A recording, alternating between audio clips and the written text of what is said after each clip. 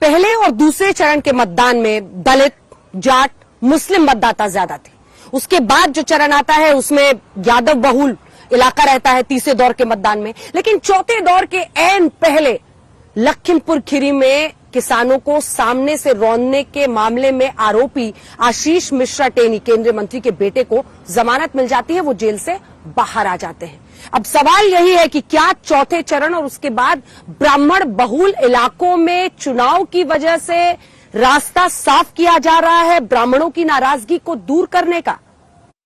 20% में वो ब्राह्मण भी हैं जो कहा जा रहा है आपसे नाराज है। मुझसे कोई नाराज नहीं है। ब्राह्मण समाज का प्रबुद्ध वर्ग है। राम जन्मभूमि मंदिर निर्माण से क्या ब्राह्मण नाराज होगा?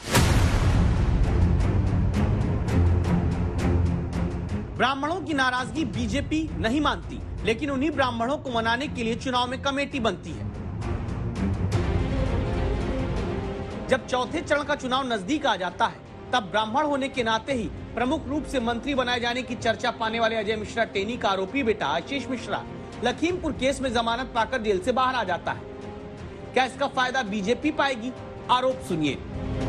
केंद्रीय गृह राज्य मंत्री का बेटा होने के नाते उनको बेल मिली है और कोई बात नहीं है। और भारतीय जनता पार्टी एक एक वोट ये जान चुकी है कि हम चुनाव हार रहे हैं, तो एक एक वोट जुटाने के लिए भारतीय जनता पार्टी लगी हुई है कि एक से एक ब्राह्मण चेहरा ले आए, लेकिन कोई हल नहीं निकला। तो अब जमानत करा करके ब्राह्मण समाज को संदेश दे रहे हैं कि देखो हम ब्राह्मण समाज के बेटे को बेल दिला दिए।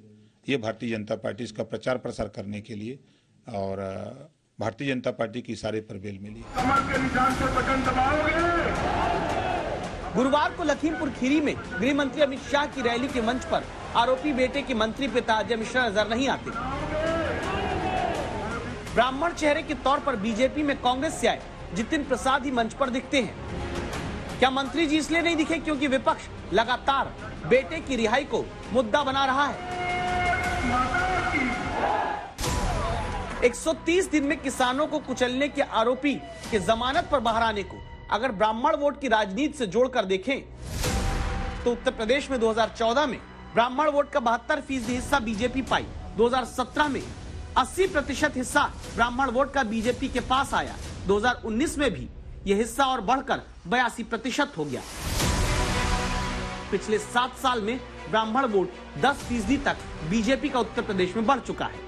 ऐसे में जानकार मानते हैं पश्चिमी उत्तर प्रदेश की तरह राज्य के दूसरे हिस्से में जहां ग्रामीण किसान वोट डालने के लिए किसान के तौर पर नहीं बल्कि जात के खांचे में बंटकर पहुंचता है, क्या वहां पर अब आशीष मिश्रा का जमानत पर जेल से बाहर होना डैमेज कंट्रोल कर पाएगा?